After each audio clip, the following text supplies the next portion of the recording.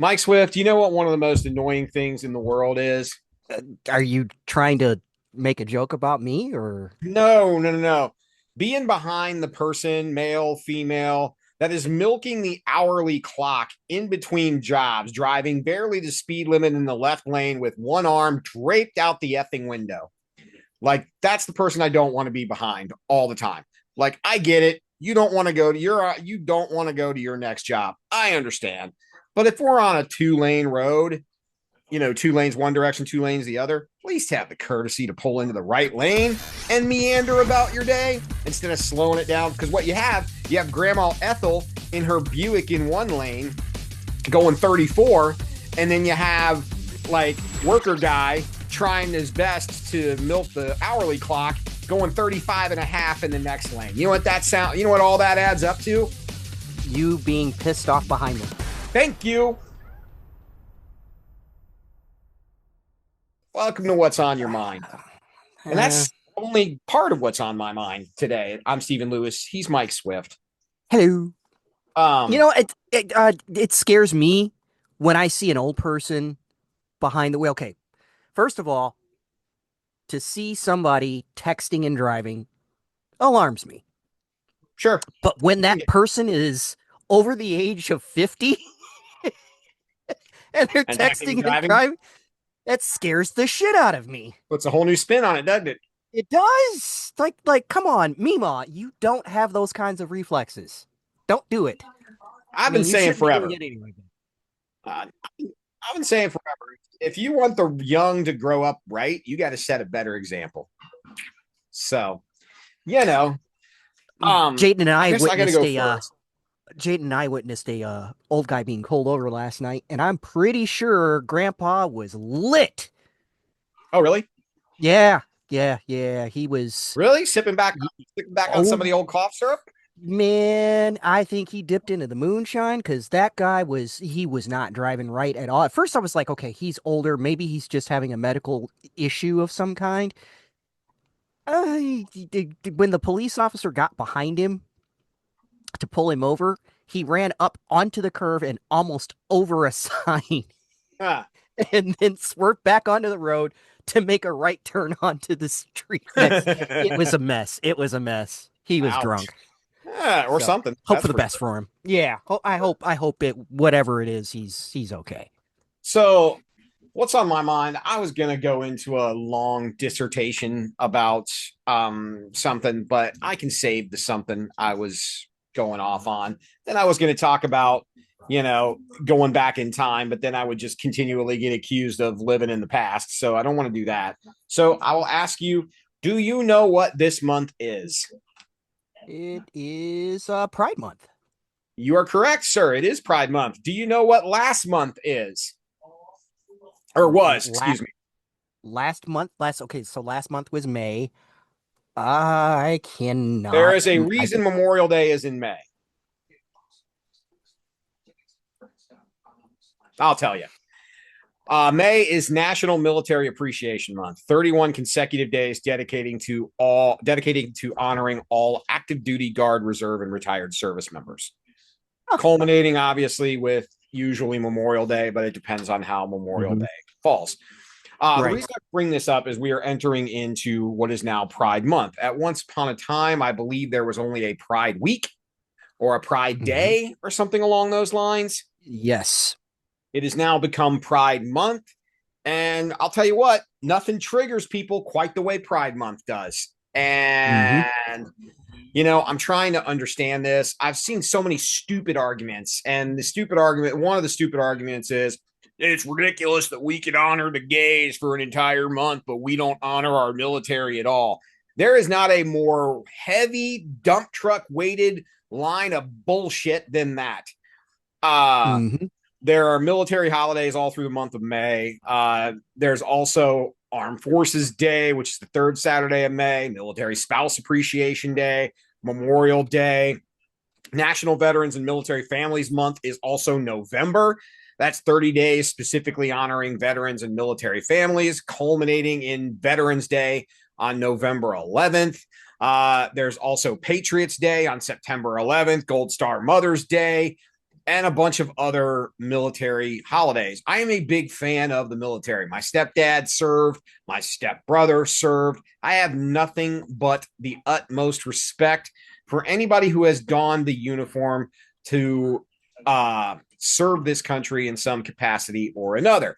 But to say that we don't honor our military as much as we honor, the gay community is just a stupid statement. It's just not true. There's just no more false statement. So I do understand a little bit why it triggers people. I think you and I can both agree that for as long as we've known each other, we have always had a close amount of gay friends and gay people in our lives in some capacity. I mean, just the industry we work in alone. If you have a problem with gay people and you try to get into the radio, or you might as well just stop. Don't go to radio. Yeah. Yep. Yeah. Don't go into radio or television.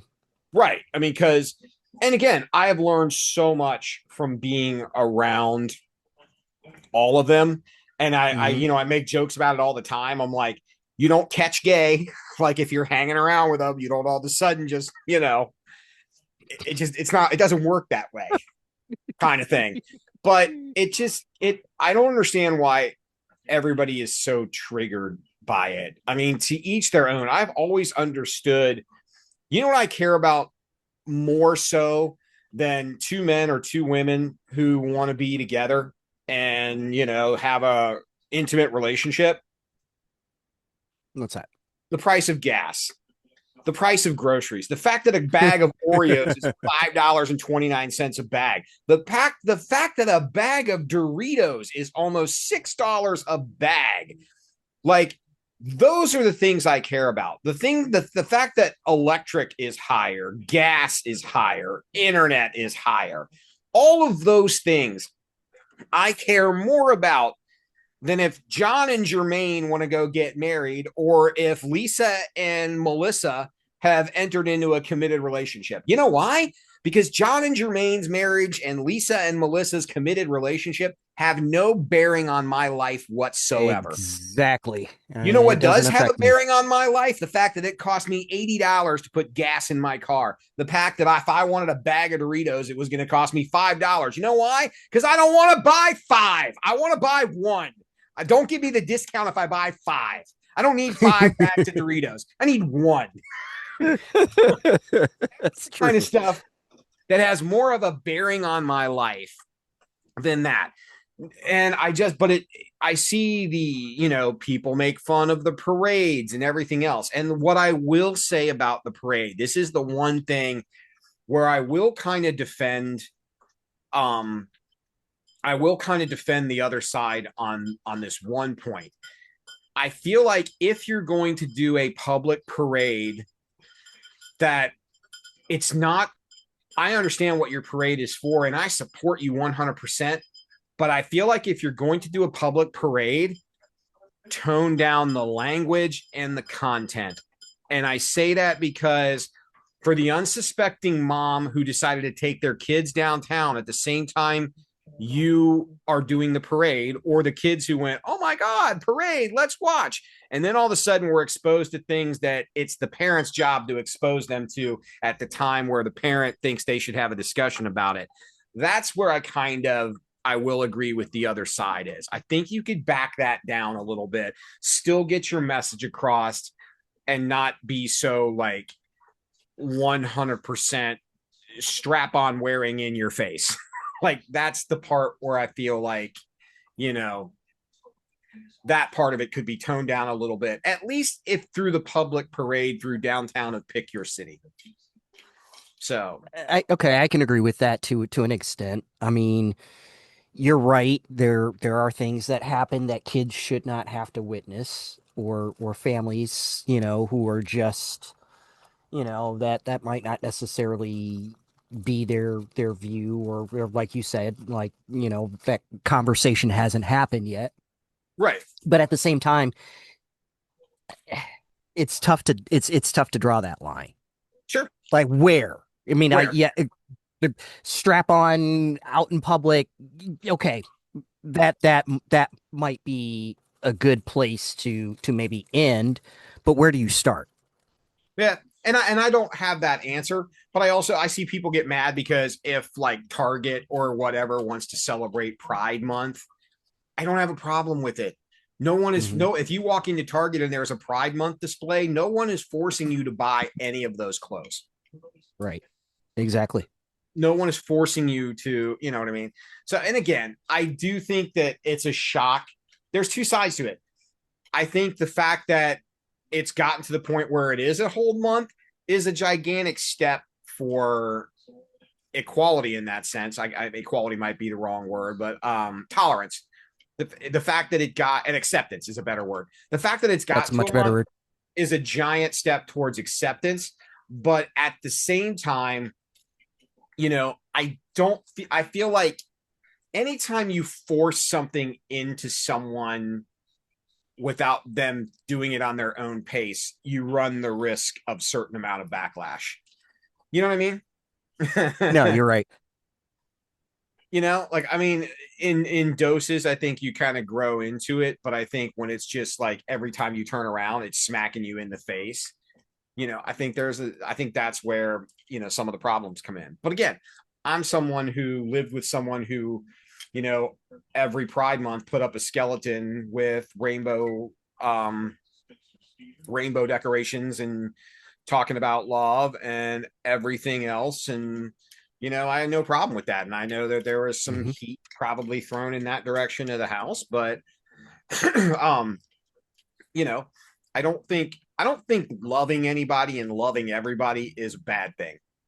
Like, and I No, think accepting people for who they are, especially when their choices don't affect your life in any direct way, isn't a bad thing you know what I mean? You can't be mad at no. people because they're not you.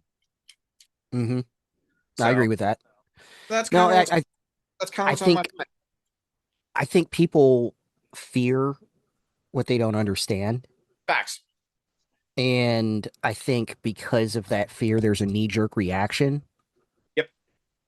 a defense mechanism, if you will. Um, and it's a shame. I don't think that this country is still quite yet in the spot where we can celebrate all walks of life and no one be upset or offended. We're just not there, and especially now, we're definitely not there. I So, I truly agree with that. But here's the shocking thing, and this is what made me think about this. This is what brought this whole conversation up. Do you know who Judd Winnick is? no, I don't think so. No. Okay.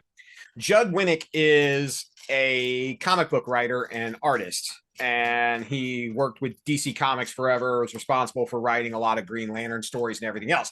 Before that, Judd Winnick was on season 3 of The Real World, which was the San Francisco season of The Real That's World. where I know the name And Judd. he Okay. did an interview on, I think it was CBS, and I caught part of it yesterday.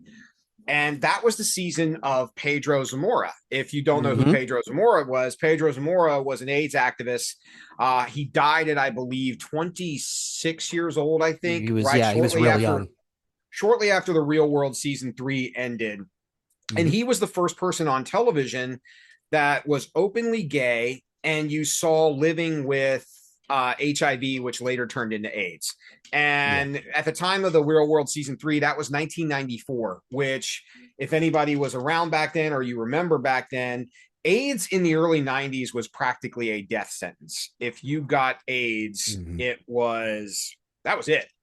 Now it's different. There are a lot of people living with HIV that are on whatever medical cocktail they're on, and there's different ways. But back then, it was about as real as it got and as scary as it got. And it was interesting to hear him say that when he went through the audition process, it took them 6 months to cast him. And then they told him, hey, you're going to live with someone who was gay, which was the first time he had lived with somebody who was gay. And then the second point in time, he Hmm. said that they told him that he was going to be living with someone who was HIV positive. So he was like, at the time I was like, oh, okay. He's like, and I said I was fine. He's like, but I didn't think I was going to catch AIDS, kind of thing, which was kind of, Hmm. at the time there was still a lot of like, but it was interesting to hear like how little we've really come since then. And I think Right. that kind of Pedro being on TV kind of opened a lot of doors about AIDS awareness, but it also opened a lot of doors where if you look at like most reality shows after that, there's a gay person cast in it because you have to have, you know what I mean? Like, and I see it as a stage of equal representation, and I can understand that, and I think that's kind of cool. But it's just, it's interesting how we haven't really come as far as we've in some ways we've come very far, and in other ways we really haven't come as far since 1994 as you would think in 2026. You know what I I mean? remember that. Yeah, no, I remember that season of the Real World. And Pedro was, that the representation of the gay community, and then Puck was the Anti. representation of the anti that was nothing but fear and it was just interesting to watch those sides play against each other and how difficult it made the house living. You know who It was else? You know who else was on that series that had conflict with kind of a little bit of conflict with both Pedro and Puck? I know as soon as you say it, I'm gonna know. But yeah, go ahead. Rachel Campos. If you don't know who Rachel Campos Hmm. is, Hmm. Rachel Hmm. Campos later went on to marry another Real World cast member, Sean Duffy, who was a senator in Wisconsin and now has a job in the country that he is not even remotely qualified for, being the transportation director or whatever, the secretary of transportation or whatever. But that was the first time you ever got to see Rachel Campos, and she Hmm. was. It was interesting at the time because she was a diehard Republican, and both Judd and Pedro were bleeding heart liberals. But it Hmm. was weird because even though that was like an extreme dynamic, they really got along really well back then. Like you could be of both sides and get along, which is where I go back to my original point. We really haven't come as far as we should have since 1994, if you really Jeez. if you really think about it. But it was just kind No. of interesting with Pride Month starting and all of that. And again, I'm very supportive. If that's your choice and lifestyle, it's your life. Live it however you want to. But I do see the other side where I think sometimes it is a little bit too abrasive and too much in your face for the taste of some people. And I think it might be more accepting if it wasn't necessarily thrown in your face. You know what I mean? I think if you let people, and there are some people that just will never accept it because that's how they were raised and that's how their grandfather was raised and their great grandfather and all their friends and whatever, and they're not going to accept it. And that is what it is. But I think other people, I've always been one to believe that you have a better chance of getting somebody to accept something if you gradually keep gradually nudging them and not just slamming them in the head with something. So, Yeah, I could understand that. that's what's on my mind. All right. You know. Well, so I'm on on that note, now I'm gonna keep it light this week. I'm actually gonna take a look back in time, just a little bit to when we were working together in Saginaw. Do you know what I would? You do know what I was doing, to supplement cash at that point in time. stripper, Yeah, but that didn't go over well. There was male there was just there was just male too s much to show male on escort. to show. No, come on. I was in a band. Oh yeah, you were in a band. I used to love your band. I used to sing with your band from time to time. Those were good days. Those were Those were really good great days. days. Those were great days. So I've mentioned on the podcast in the past. There was a point in time where I was working at WIOG on the weekends. Um, but during the week, I was traveling with a band professionally, and I have to say, just that aspect of my life was one of the best parts of my life that just it was just like everything about my life at that point in time was so great. I mean, I had this great gig that I out of high school wanted to work in the field Yeah, that I wanted to work in. sure. And then I had the opportunity to express myself through music Did you say and expose be yourself? paid for it. Express. Oh, sorry. Sorry. I I thought I, I we know I thought we your segued head's back to the stripper thing. yeah, I know your head's still in Gay Pride Month. I know, but now it was a great outlet. Music is a great outlet in the first place. It's a good uh haven for emotions of any kind, of all kinds. And to be blessed with a talent of music and to be able to have that opportunity to express yourself musically on stage and then to be paid for it on top of it, man, there is nothing like it in this world. Agreed. Um, Destiny was the name of the first band Agreed. I was in, with Freddie and May, and God, I Both miss good those people. days. Both good people. Very, very, very, very good people. May listens to the podcast every once in a while, so thank you for Destiny listening, the May. band, not to be confused with Destiny the girl who is studying to be a neurosurgeon that is just putting herself through medical school. Two very distinct different things. And her roommate Felicity. Yeah. Hey, you know.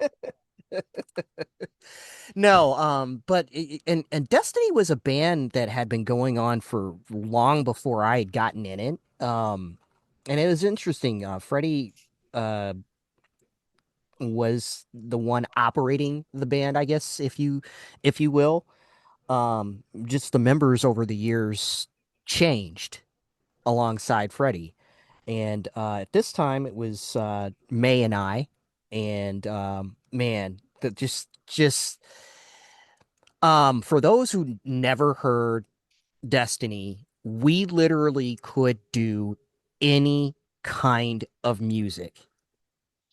We Agreed. literally did everything across the board. We could play anywhere.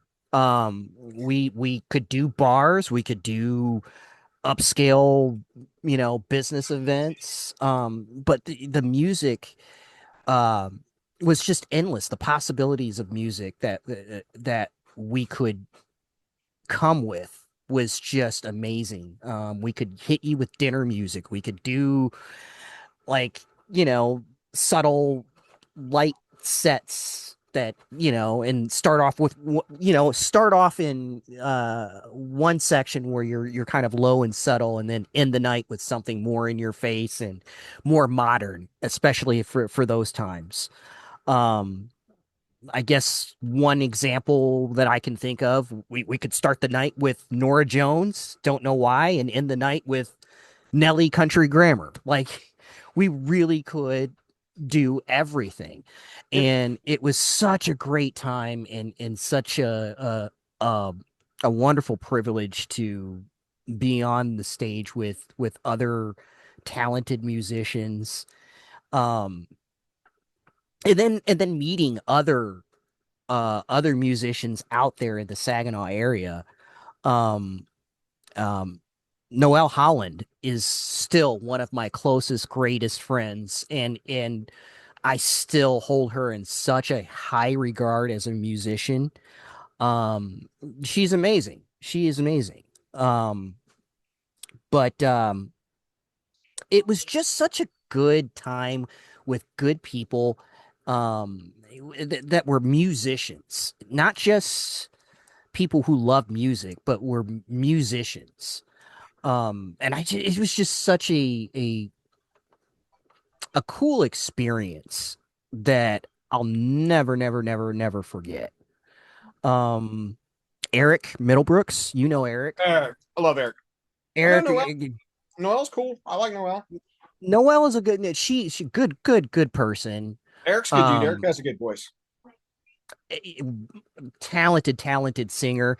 Eric and I were Um, we were in another band that he started with a guy named Sal. That band was Third and Soul, That's right. and I was trying to remember that. Eric and I were the front men of that group, and the chemistry between he and I, it was just we could one of us could do something and the other would follow the lead, and you would think it was something that we practiced and you know did for years, and it was just something that would be spontaneous and in the moment, and it was just so cool to have that different flair to that band. um you just the again the limitless amounts of songs and different kinds of music that we could do just made it so much fun. Third and Soul, well, both bands. We did a lot of bars and dives, especially in the early years that I was there. But towards the end, we were doing festivals and casinos and just feeling like rock stars, honestly. Um, and it was just such a cool experience. Um, I'll never know what it's like to be a national recording artist at that type of level and caliber, Sure. but to experience the level of being a professional musician that I was at was, man, that was a a great experience and a wonderful privilege. And forgive me for not mentioning all of the other people that I was involved in along the way, musically. The names slip me at the moment, and so please forgive me. But it was just such a good time, and I wished I could put that like in a time capsule that I can go back to and relive over and over and over again. No, Unfortunately, those days are gone.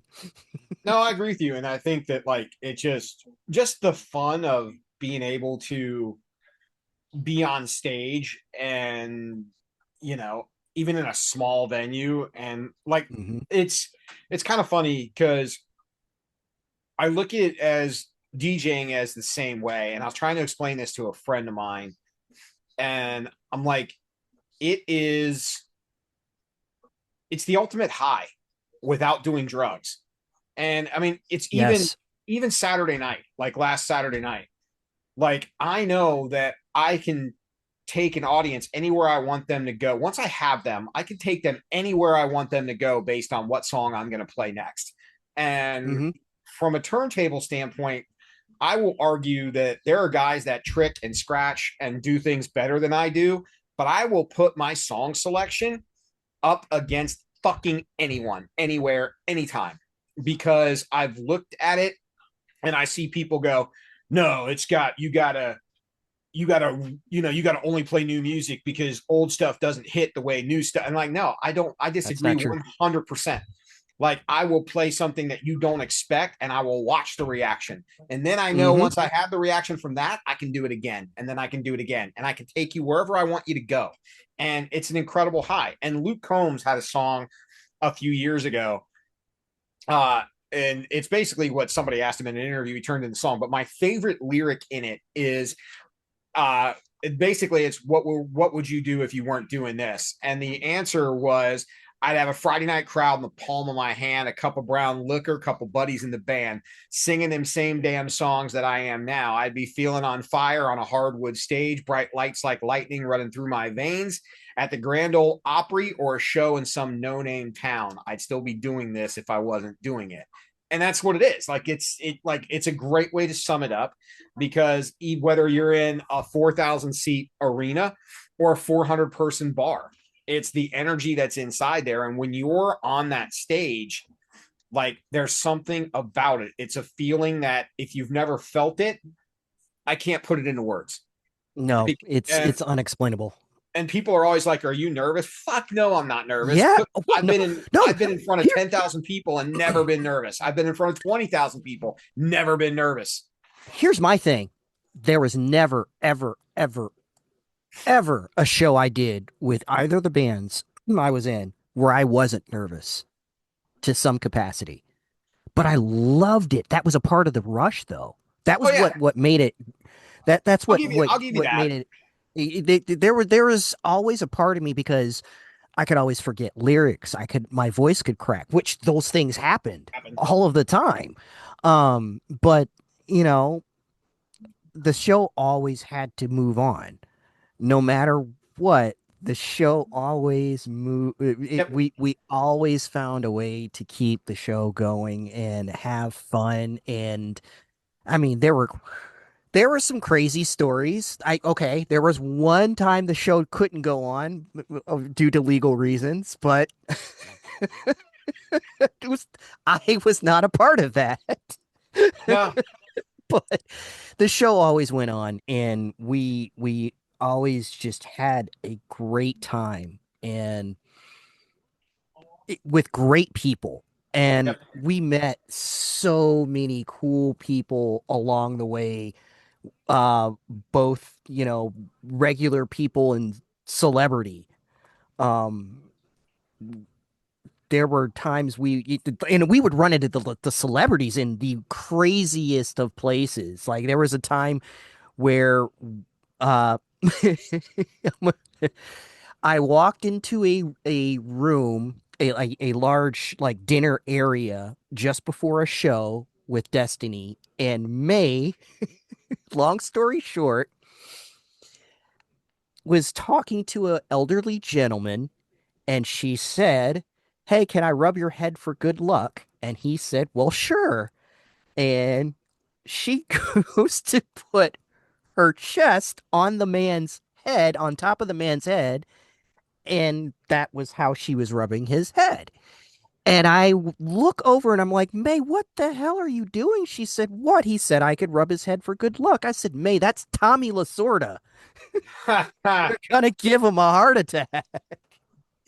Speaking of Tommy Lasorda, I have a picture where it was me and Jerry Noble and Rachel Geddes, and Tommy Lasorda was there, and we pretended to be on a sports station so we could get. And I did a fake interview with Tommy Lasorda so we could get a photo with him. Oh, wow, that's cool.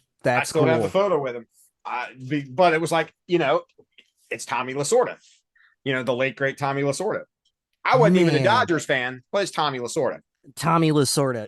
And Tommy was a not like the brief moment that we had of an interaction with Tommy, he was just so nice and so cool.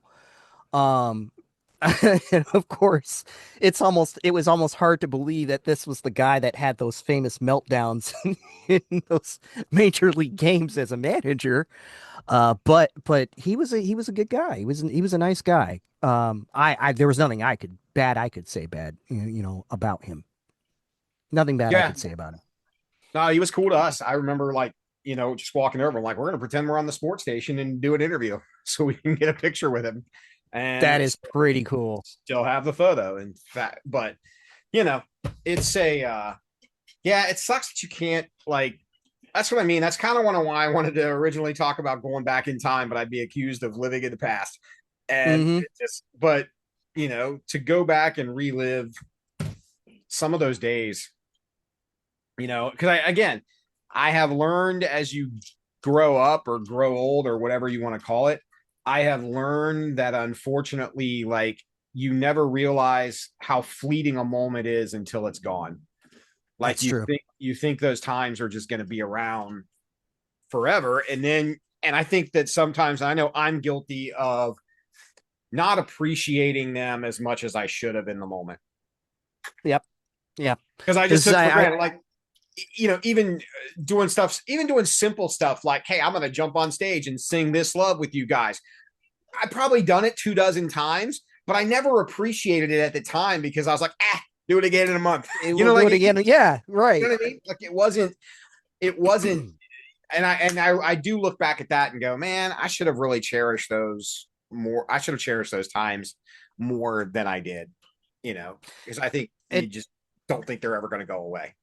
No, I really didn't think that they were. And then when things finally came to an end, it was like a week or two before um Zane was born. Was my last show with Third and Soul, and I quit, and I haven't been back since. Even then, in my mind, it was like, I'm not really done.